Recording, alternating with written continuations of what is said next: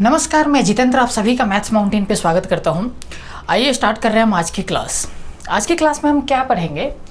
हमने जो पिछला क्लास किया था परसेंटेज पार्ट 21 और उससे पहले जो एक क्लास किया था जिसमें परसेंटेज पार्ट 20 हमने पढ़ा था, उसमें हमने आपको एक टाइप बताया था और उस टाइप पे हमने बहुत सारा क्वेश्चन किया था। और जब हम पार्ट 21 पढ़ा रहे थे तो उसके लास्ट में हमने ये बोला था आपको कि ये टाइप अब हमारा कंप्लीट हो गया। लेकिन हुआ क्या कि उस पर एक दो टाइप का क्वेश्चन अभी बचा हुआ है। वो मुझे ये लगा रहा था कि पहले कि ये क्वेश्चन मैंने आपको करवा दिया है, लेकिन वो क्वेश्चन अभी उस तरह का क्वेश्चन अभी आपका बचा हुआ है, नहीं करवाया है हमने आपको। तो हम क्या कर रहे हैं अभी कि उस क्वेश्चन को पहले हम कंप्लीट करेंगे। उसी टाइप पे हमारा क्वेश्चन बनता है, क्वेश्चन बस अलग बन जाता है लेकिन टाइप वही है। तो एक दो क्वेश्चन हम उस पर करेंगे, फिर हम नया टाइप की तरफ बढ़ेंगे। तो देखिए, अभी जो हम क्वेश्चन करेंगे उस टाइप पे, वो क्वेश्चन का लैंग्वेज इस तरीके से है कि आपको पता ही नहीं चलेगा कि उस टाइप का ही क्वेश्चन है, आपको लेके किसी और टाइप का क्वेश्चन है। लेकिन आपको पकड़ना है लैंग्वेज को अच्छी तरीके से और क्वेश्चन को तब बनाना है। तो उसके लिए पहले क्या करना पड़ेगा, उस टाइप के क्वेश्चन का बेसिक चीज़ें आपको समझना पड़ेगा कि बेसिक क्या बोलता है वो क्वेश्चन। अगर वो चीज़ें अगर आपको समझ में आ जाता है तो क्वेश्चन को आप आराम से आसानी से उस टाइप पे बैठाकर कर सकते हैं। तो समझिए, जैसे एक एग्जाम्पल लेकर मैं उसको समझा रहा हूँ, बड़ा कॉमन सा एग्जाम्पल ले रहा हूँ, उसको समझिएगा ध्यान से। जैसे अंगूर होता है, एक मान लेते हैं कि कोई एक अंगूर है। तो अंगूर किस चीज़ों से मिलकर बना होता है, तो हमने मान लिया वो दो चीज़ों से मिलकर बना होता है। अंगूर में एक तो पानी होता है और दूसरा उसमें एक खाने वाला पार्ट होता है जिसको हम पल्प बोलते हैं। यानी इस दो चीज़ों से मिलकर बना होता है, वाटर एंड पल्प। अब हम क्या कर रहे हैं, इस अंगूर को ना धूप में रख दिया हमने, तो क्या होगा अंगूर से, पानी धीरे धीरे अंगूर से ख़त्म होने लग जाएगा और अंगूर क्या हो जाएगा, सिकुड़ने लग जाएगा धीरे धीरे। और एक टाइम ऐसा आएगा कि हम बोलेंगे कि ये किशमिश बन गया। तो किशमिश में क्या हुआ कि जो अंगूर में जितना पानी था उसमें से कुछ पानी घट गया और वही घटने के बाद क्या बन गया, हमारा किशमिश बन गया। यानी अंगूर सिकुड़ गया, जिसकी वजह से हमने बोल दिया कि ये किशमिश बन गया। यानी अंगूर में जितना पानी था उसके कंपेयर किशमिश में कम पानी बन गया। अब समझिए, इसमें जो पल्प था, जो खाने वाला पार्ट था अंगूर में, वो अंगूर में जितना था उतना ही किशमिश में भी रहेगा। यानी इसमें कोई चेंजिंग नहीं हो रहा है। हमारा चेंजिंग किस में हो रहा है, वाटर में। वाटर पहले जितना था अंगूर में उससे किशमिश में कम हो गया। तो समझिएगा एक बार ध्यान से यहाँ पे। जैसे मान लीजिए ये एक अंगूर है और दूसरी तरफ मैंने किशमिश बना दिया कि ये एक किशमिश है। अंगूर में वाटर होगा और पल्प होगा और किशमिश में भी यही वाटर होगा और पल्प होगा। मैं ये बोल रहा हूँ कि जो अंगूर था इसको हमने लिखा अंगूर और इसको लिखा हमने किशमिश। तो जो अंगूर था हमने मान लिया, उसमें एक एग्जांपल देकर मैं समझा रहा हूँ। तो समझिएगा, मैं ऐसा मान लेता हूँ कि इसमें जो वाटर है 80% है, तो पल्प कितना होगा, 20% बनेगा। ऐसा ही बनेगा कुछ। अब क्या हुआ कि इसमें से वाटर धीरे धीरे धूप में सूखना शुरू हो गया, यानी इवेपोरेट होना शुरू हो गया, उड़ने लग गया वाटर इसमें से।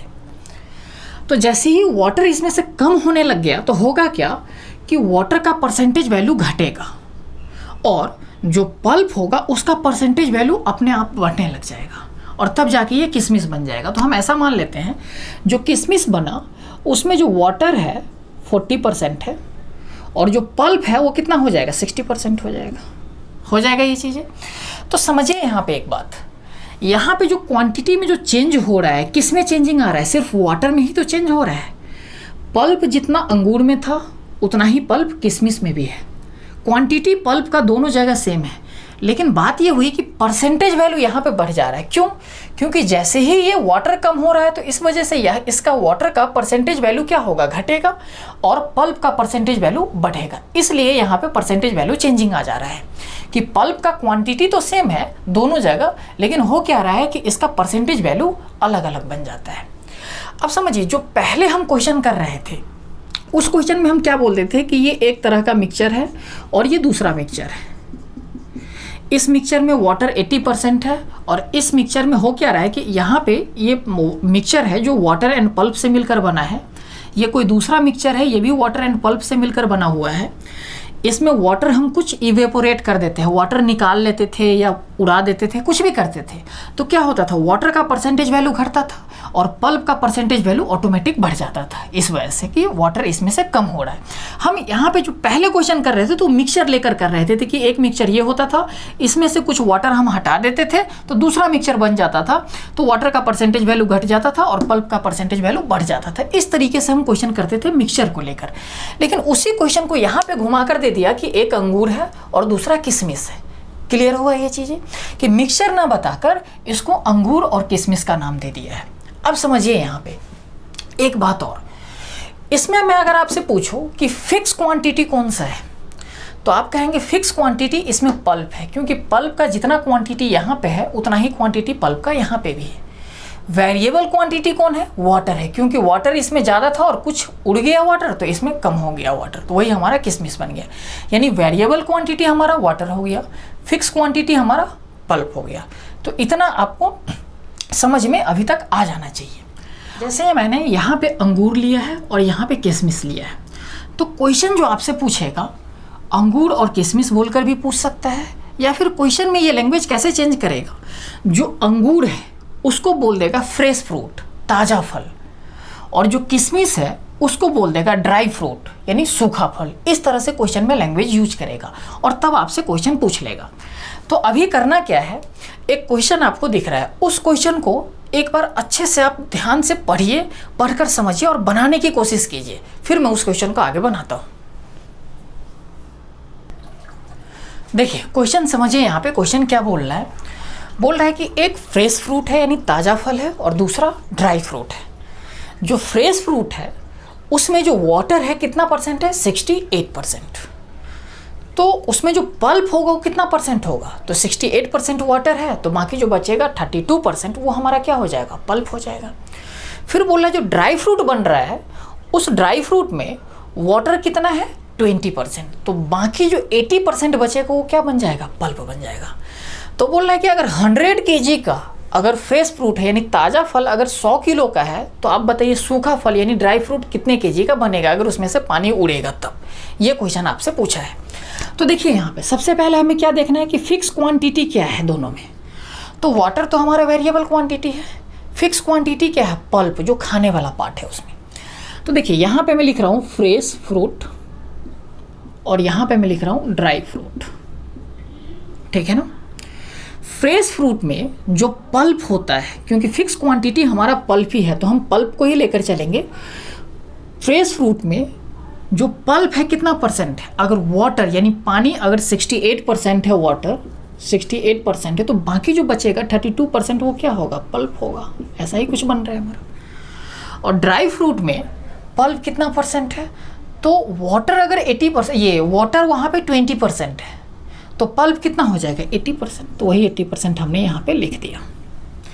अब देखिए यहाँ से हम निकालते हैं टोटल क्वांटिटी, इसको काट देंगे तो 16 दूनी 32, 16 पंचे 80। तो टोटल क्वांटिटी क्या होता है, इसका उल्टा बनता है, यानी ये कितना बनेगा 5 है तो ये 2 बन जाएगा।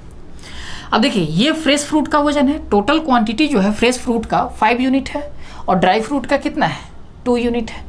क्वेश्चन क्या बोल रहा है, जो फ्रेश फ्रूट है उसका क्वांटिटी कितना है, वजन कितना है 100 किलो, तो हमने 100 किलो लिख दिया, 100 kg यहाँ पे लिख दिया।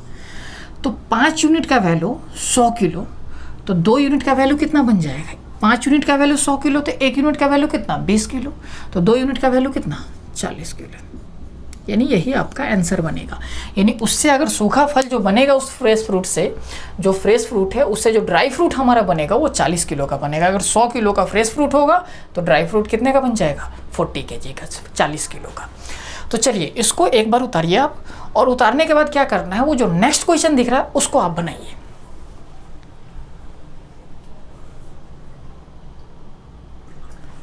देखिए हमारा नेक्स्ट क्वेश्चन क्या बोल रहा है, बोल रहा है जो फ्रेश फ्रूट है उसमें 80% वाटर है, यानी जो ताज़ा फल है उसमें 80% पानी है, और जो सूखा फल है यानी जो ड्राई फ्रूट है उसमें 10% वाटर है, 10% पानी है। तो आप बताइए इसमें जो फिक्स क्वांटिटी है, जो पल्प है, उसका क्वांटिटी कितना कितना रहा होगा। तो समझिएगा जो फ्रेश फ्रूट है अगर उसमें 80% वाटर है तो 20% क्या रहा होगा, पल्प रहा होगा, यही रहा होगा। और जो ड्राई फ्रूट है उसमें 10% वाटर है तो 90% क्या रहा होगा, पल्प रहा होगा। तो हमने वो 90% लिख दिया, हमने बस पल्प का क्वांटिटी लेकर चल रहे हैं। अगर इसको काटते हैं, इसका रेशियो बनाते हैं तो कितना बनेगा, 2:9, 2 से 9। तो टोटल क्वांटिटी कितना बनेगा, 9 से 2, क्योंकि उल्टा हो जाता है टोटल क्वांटिटी। ठीक, अब समझिए यहाँ पे अगर यूनिट में बात किया जाए, यहाँ पे यूनिट में देखा जाए तो जो हमारा टोटल ये जो फ्रेश फ्रूट है यहाँ पे उसका जो टोटल क्वांटिटी यानी टोटल वजन है वो कितना है, 9 यूनिट है, 9 यूनिट है। और जो ड्राई फ्रूट है यानी सूखा फल जो है उसका वजन यहाँ पे कितना है, 2 यूनिट है। यही चीज़ें है। तो समझिए क्वेश्चन क्या बोल रहा है, सूखे फल का वजन कितना बोल रहा है, यहाँ पे हमने बोला 2 यूनिट, क्वेश्चन कितना बोल रहा है, 250 किलो, 250 kg बोल रहा है। तो इसका मतलब 2 यूनिट का वैल्यू 250 किलो, तो 1 यूनिट का वैल्यू कितना, 125 किलो। तो 9 यूनिट का वैल्यू कितना, 900 और 25 नमा के 225 यानी 1125 किलो। हमने कुछ नहीं किया, इस 9 को 125 से मल्टीप्लाई कर दिया, क्योंकि 1 यूनिट का वैल्यू कितना था हमारा, 125 किलो। तो 9 यूनिट का वैल्यू कितना, 9 गुने 125। तो हमारा कितना आ जाएगा आंसर, 1125 किलो आंसर आ जाएगा हमारा। कि जो ताज़ा फल रहा होगा उसका 1125 किलो वजन रहा होगा, और जब वो सूखा फल बन गया तो 250 किलो वजन बन गया उसका। तो मैं उम्मीद करता हूँ कि ये चीज़ें आपको अच्छे से समझ में आ गया होगा। अगर समझ में आ गया तो इसको एक बार आप नोट कर लीजिए। देखिए ये टाइप आज हमारा कंप्लीट हो गया, क्योंकि इस पे इसी तरह का क्वेश्चन बनता है जिस तरह का मैंने बताया है। इससे बाहर का क्वेश्चन नहीं बनता है इस टाइप पे। बाकी अब क्या करना है, आपको प्रैक्टिस करना है कि इस टाइप से रिलेटेड क्वेश्चन बुक उठाना है, कोई भी बुक प्रीवियस ईयर का लेकिन क्वेश्चन करना है। कुछ दिन बाद होगा क्या कि मैं ही आपको PDF देने लग जाऊंगा। जो टाइप में पढ़ाऊंगा उस टाइप से रिलेटेड जितने भी क्वेश्चन एग्जाम में पूछे हुआ है, चाहे वो SSC में हो या बैंकिंग हो, सबका क्वेश्चन मैं PDF आपको प्रोवाइड कर दूंगा, ताकि आप लोग का बुक से प्रैक्टिस नहीं करना पड़ेगा, यहीं से प्रैक्टिस आपका सारा हो जाएगा जो मैं PDF दूंगा। तो देखिए ये टाइप हमारा कंप्लीट हो गया अभी। अब जो हम करने जा रहे हैं नेक्स्ट टाइप, वो बहुत आसान सा टाइप है, इजीली बन जाता है क्वेश्चन, लेकिन उसको भी एक बार समझ लेना है। वो किस तरह का टाइप है उसको समझिए। जैसे बोलेगा कि किसी व्यक्ति का कुछ इनकम है, उसमें से कुछ रुपया वो खर्च करता है, इसके बाद कुछ रुपया वो बचाता है। बोल देगा इनकम इतने % से बढ़ गया या घट गया, जो खर्च था यानी एक्सपेंडिचर था वो भी कुछ रुपया से बढ़ जाएगा या घट जाएगा। तो बोलेगा जो उसका सेविंग है यानी बचत है उस पर कितने रुपया का फ़र्क पड़ेगा, यानी क्या चेंजिंग आएगा सेविंग में। इस तरह का क्वेश्चन आपसे पूछेगा। तो करते क्या है, ये जो टाइप है इस टाइप को मैं क्वेश्चन के थ्रू ही आपको बता दूंगा कि किस तरीके से करना है। तो करना क्या है कि वो क्वेश्चन दिख रहा है, उस क्वेश्चन को एक बार अच्छे से आप पढ़िए और समझिए और बनाने की कोशिश कीजिए, फिर मैं उसको बताता हूँ आपको। देखिए समझिए इस टाइप को एक बार समझिए। क्या बोल रहा है कि एक व्यक्ति का कुछ इनकम है यानी आय है कुछ, उसमें से वो 60% खर्च कर देता है, एक्सपेंडिचर है उसका 60%, जो भी इनकम है उसका। अब क्या बोल रहा है क्वेश्चन कि उसका जो इनकम है वो 30% से 30% से बढ़ जाता है, और जो एक्सपेंडिचर है यानी जो खर्च है वो भी 20% से बढ़ जाता है। तो बोल क्या रहा है कि उसके सेविंग में यानी उसके बचत में कितने % का चेंजिंग आया, वो चीज़ आपसे पूछ रहा है क्वेश्चन। तो देखिए कैसे करेंगे इस चीज़ों को समझिएगा एक बार। मैं ऐसा कर देता हूँ कि वो व्यक्ति कितने % खर्च कर देता है, 60%। जो भी उसका इनकम है उसका 60% रुपया वो खर्च कर देता है। तो 60% का अगर मैं फ्रैक्शन वैल्यू बोलूँ कि कितना होगा, तो आप कहेंगे 3/5, 3/5 उसका क्या होगा।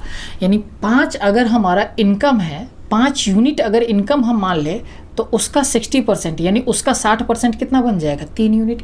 यानी 3 यूनिट क्या बन जा रहा है, खर्च बन जा रहा है। अगर हम इसको इनकम मानते हैं, आय मानते हैं, तो ये क्या बन जाएगा, एक्सपेंडिचर। एक्सपेंडिचर यानी ये चीज़ें खर्च बन जाएगा। समझिएगा, हमने यहाँ पे लिखा इनकम,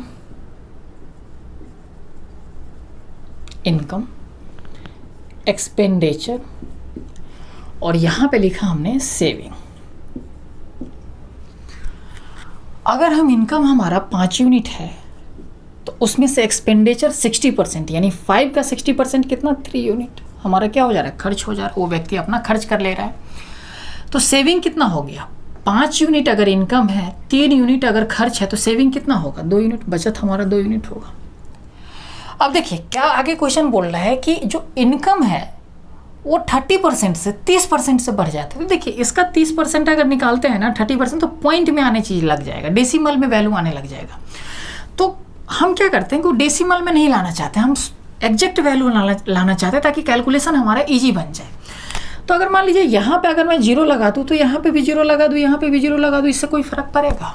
फ़र्क इसलिए नहीं पड़ेगा कि हम क्या बोल रहे हैं कि अगर 50 इनकम है उसमें से खर्च कितना कर रहा है, 30, यानी अगर 60% निकाला जाए तो देखिए इस 50 का अगर 60% निकाला जाए तो 30 ही बनेगा। इस 0 लगाने से कोई फ़र्क नहीं पड़ेगा, क्योंकि ये चीज़ें कटने के बाद हमारा फिर से 3/5 ही बन जाएगा, क्योंकि इस 50 का अगर 60% निकाला जाए तो कितना बन जाएगा, 30 ही बन जाएगा। फिर देखिए यहाँ पे भी अगर हम एक 0 और लगाना चाहते हैं लगा सकते हो, उससे कोई फ़र्क नहीं पड़ेगा हमारा कैलकुलेशन में। समझिए अब क्या बोला जा रहा है कि ये कितने % से बढ़ रहा है, ये आपका बढ़ रहा है 30% से, 30% से बढ़ जा रहा है, इनकम उसका 30% से बढ़ जा रहा है। तो इस 50 का 10% अगर देखा जाए तो कितना, 5, तो 30% कितना बन जाएगा, 15 बन जाएगा हमारा। तो अगर 15 से इसको बढ़ाया जाए तो कितना बन जाएगा, 65 बन जाएगा कि नहीं बन जाएगा। और बोला जा रहा है जो खर्च है यानी जो एक्सपेंडिचर है वो 20% से बढ़ जाता है। तो इसका अगर 20% निकाला जाए तो कितना बन जाएगा, 10% 6 बनेगा, तो 10% 3 बनेगा, तो 20% कितना बन जाएगा, 6 बन जाएगा, यानी कितना हो जाएगा, 36 बन जाएगा। ये चीज़ें आ जाएगा। अब इसमें से इसको घटाएंगे तो हमारा सेविंग निकलेगा, तो कितना बन जाएगा, ये 15 में से 6 जाएगा तो 9, और ये 5 में से 3 जाएगा तो 2, यानी कितना हो गया हमारा, पहले हमारा सेविंग 20 यूनिट था, अब जो है हमारा सेविंग कितना हो गया, 29 यूनिट हो गया, यानी कितना बढ़ गया सेविंग, 2 यूनिट बढ़े, ये 9 यूनिट बढ़ गया। तो परसेंटेज में पूछे हुआ है क्वेश्चन, बोल रहा है कि परसेंटेज में बताइए कि सेविंग में कितने % का चेंजिंग आया। तो 9 बढ़ा है किस पे, 20 पे, यानी 20 के रिस्पेक्ट में 9 बढ़ रहा है। तो परसेंटेज में करते हैं तो कैसे, हम यही निकालेंगे कि ये जो 9 है यानी जो 9 है इस 20 का कितना % है, तो 9 ऊपर 20 नीचे इंटू का 100%, ऐसे ही करते हैं। तो 20 5 100, 9 5 45, यानी जो सेविंग है वो 45% से इंक्रीज कर गया। तो मैं उम्मीद करता हूं कि ये चीज़ें आपको अच्छे से समझ में आ गया होगा।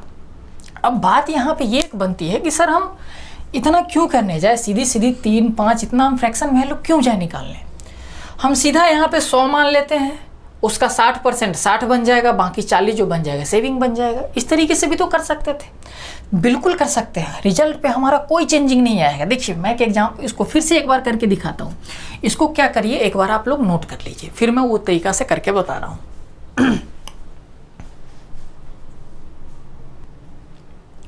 देखिए यहाँ पे मैं इस चीज़ों को मिटा रहा हूँ, समझिएगा। जैसे मन में ये क्वेश्चन उठ रहा होगा कि सर ऐसा करिए कि इसको 100 यूनिट या 100 रुपया मान लीजिए आप, कि 100 रुपया उसका इनकम था, उसका 60% खर्च हो रहा है, 60% खर्च कर दे रहा है, तो इसका 60% कितना, 60 रुपया खर्च कर देगा, तो बचत कितना करेगा, 40 का बचत कर लेगा। फिर बोलना जो इनकम है, जो आय है 30% से बढ़ जाता है, तो 100 का 30% कितना, 30, यानी बढ़ने के बाद कितना बन जाएगा, 130 बन जाएगा। और ये 20% से बढ़ जाता है, तो 60 का 10% कितना, 6 बनेगा, तो 20% कितना, 12, यानी 12 से बढ़ेगा तो कितना बन जाएगा, 72 बन जाएगा। अगर अब हम इसमें से घटाते हैं तो कितना बन जाएगा, यहाँ पे 8 आ जाएगा, और यहाँ पे कितना, 7 5, यानी 5 आ जाएगा। यही चीज़ें बनेगा। यानी सेविंग पहले 40 हो रहा था तो अब कितना हो रहा है, 50, ये 58 हो रहा है, 58 हो रहा है। कितना बढ़ गया हमारा सेविंग, तो आप कहेंगे 18 बढ़ गया। 18 किस पे बढ़ा है, 40 पे बढ़ा है, तो 18 ऊपर 40 नीचे, परसेंटेज में कैलकुलेट करने के लिए इंटू 100%। तो देखिए 2 5, 2 से काटेंगे तो 9, 9 5 45, अभी भी हमारा रिजल्ट क्या आ रहा है, 45% ही आ रहा है। यानी अगर हम यहाँ पे वैल्यू कुछ भी मान ले, 100 के जगह पे 200 मान ले, 300 मान ले, कुछ भी मान ले, जैसे हमने पहले किया था तो 50 माना था, तो कुछ भी लेकर करेंगे ना, हमारा आंसर पे कोई फ़र्क नहीं पड़ेगा, रिजल्ट हमारा वही आएगा। तो यहाँ पे हम कुछ भी वैल्यू लेकर चल सकते हैं, बस ध्यान ये रखना है कि ये रेशियो हमारा सेम मेंटेन होना चाहिए। यानी जो यहाँ पे है, देखिए यहाँ पे अगर इस दोनों को मैं काटता हूँ तो ये 5:3 ही बनेगा, वही चीज़ें हमारा आ जा रहा है। तो ये चीज़ें हमारा मेंटेन रहना चाहिए कि इनकम क्या है और उसका कितना % एक्सपेंडिचर है, ये चीज़ें हमारा सेम रहेगा। बाकी किसी भी तरह का क्वेश्चन आएगा, इसी चीज़ों को हम मेंटेन करेंगे और हमारा क्वेश्चन आराम से निकल जाएगा। तो अब मैं जो क्वेश्चन देने जा रहा हूँ वो क्वेश्चन ना थोड़ा सा सोच समझ के करना है, क्योंकि वो क्वेश्चन आपको फंसा देगा और उसी तरह का क्वेश्चन एग्जाम में पूछे जाता है, ठीक है ना। ये मैंने क्यों बताया है, उसका यूज उसी क्वेश्चन में आएगा, ठीक है ना, क्योंकि हम इस तरह से इजीली वैल्यू लेकर कर सकते थे, लेकिन फिर भी हमने आपको फ्रैक्शन पे ले गया और फ्रैक्शन के थ्रू मैं चीज़ों को समझाया हूँ, तो उस चीज़ों का यूज अब वहाँ पर पड़ेगा, ठीक है। तो चलिए करना क्या है, वो क्वेश्चन दिख रहा है उसको पहले एक बार अच्छे से समझिए, समझ के एक बार बनाने की कोशिश करिए आप।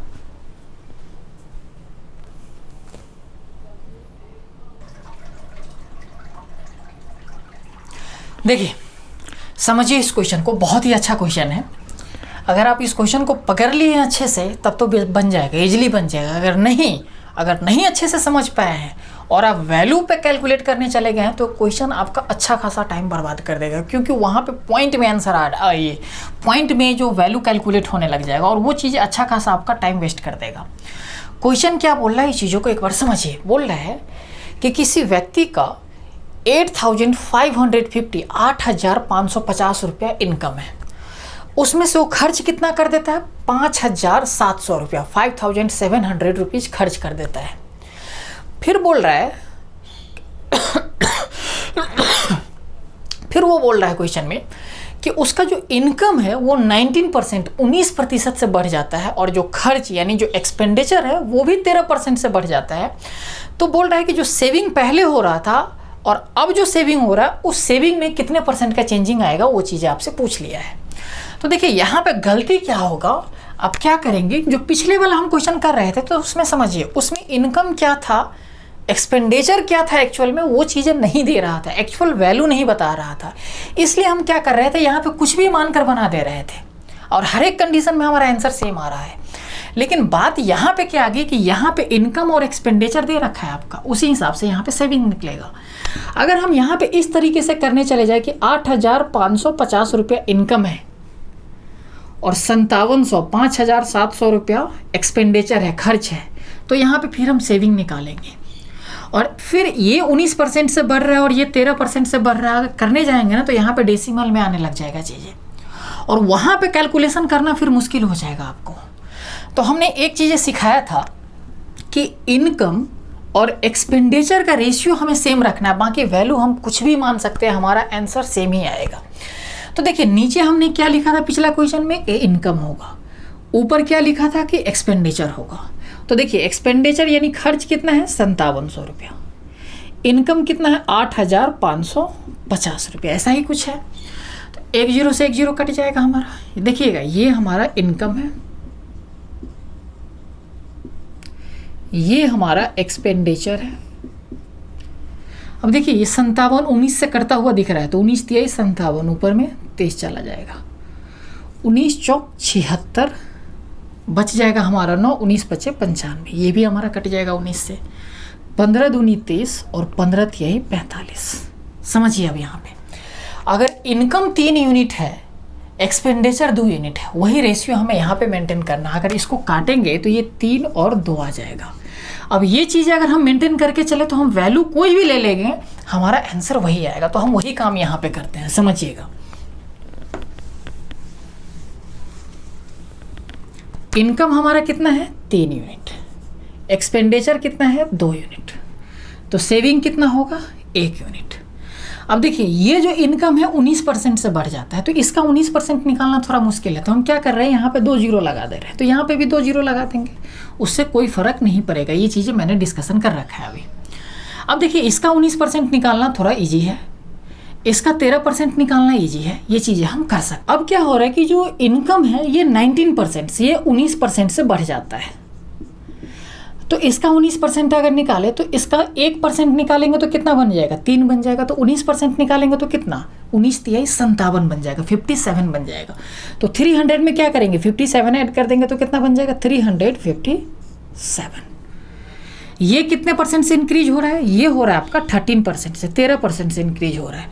तो इसका 1% का वैल्यू कितना 2, तो 13% का वैल्यू कितना 13 इंटू 2 26, यानी 26 से बढ़ जाएगा, 26 से इंक्रीज कर जाएगा, तो कितना बन जाएगा 226 बन जाएगा। अब अगर हम सेविंग निकालते हैं तो कितना बन जाएगा हमारा सेविंग, यहाँ पे बनेगा 1, इसमें से इसको घटाएंगे तो हमारा बन जाएगा ये 3 और ये बन जाएगा 1, ऐसा ही बन जाएगा। यानी पहले जो हमारा सेविंग था, बचत था 100 यूनिट, तो अब बचत कितना हो गया 31 यूनिट। कितने का वृद्धि हो गया 31 का, किस पे 100 पे। तो 100 पे जो वृद्धि होता है वही परसेंटेज होता है, यानी 31% का 31% का क्या हो गया इंक्रीमेंट हो गया सेविंग में। निकालना है तो कैसे निकालेंगे, 31 ऊपर 100 नीचे, इंटू का परसेंटेज में चेंज करने के लिए 100 से मल्टीप्लाई करेंगे, इससे ये कट जाएगा, कितना बन जाएगा 31% क्या हो जाएगा, सेविंग हमारा इंक्रीज कर जाएगा, यानी सेविंग में इतने परसेंट का चेंजिंग आ जाएगा। तो इसको एक बार आप नोट करिए। देखिए यहाँ पे अगर क्वेश्चन का मैं यहाँ पे एक्चुअल वैल्यू लेकर करता ना तब भी हमारा आंसर यही आता, लेकिन होता क्या क्वेश्चन कैलकुलेटिव हो जाता। इसीलिए हमने आपको ये तरीका बताया था कि इसका इतना परसेंट निकालेंगे तो इतना बट्टे इतना आएगा, नीचे वाला को इनकम ऊपर वाला को एक्सपेंडिचर हम बोल रहे थे और उस हिसाब से ये वैल्यू बैठा रहे थे और क्वेश्चन हम कर रहे थे। तो ये इसी तरह के क्वेश्चन में हम इस तरह का मेथड को यूज करेंगे। तो मैं उम्मीद करता हूँ कि ये चीज़ें आपको बहुत अच्छे तरीके से समझ में आ गया होगा। तो अब हम क्या करते हैं, अच्छा इस पे ना इसी तरह का कुछ क्वेश्चन आएगा, इसमें इससे ज़्यादा लेवल का कुछ क्वेश्चन बनता नहीं है, बाकी आपको प्रैक्टिस करना है, जितना प्रैक्टिस आप कर सकते हैं, ठीक है ना। बाकी क्वेश्चन इसी तरह का बनता है। तो हम कर क्या रहे हैं, आज का क्लास इतना ही रख रहे हैं।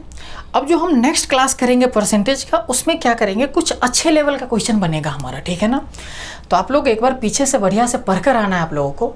अब आगे हम थोड़ा सा वीडियो लंबा भी जाएगा हमारा और क्वेश्चन का लेवल भी हमारा बढ़ते चला जाएगा।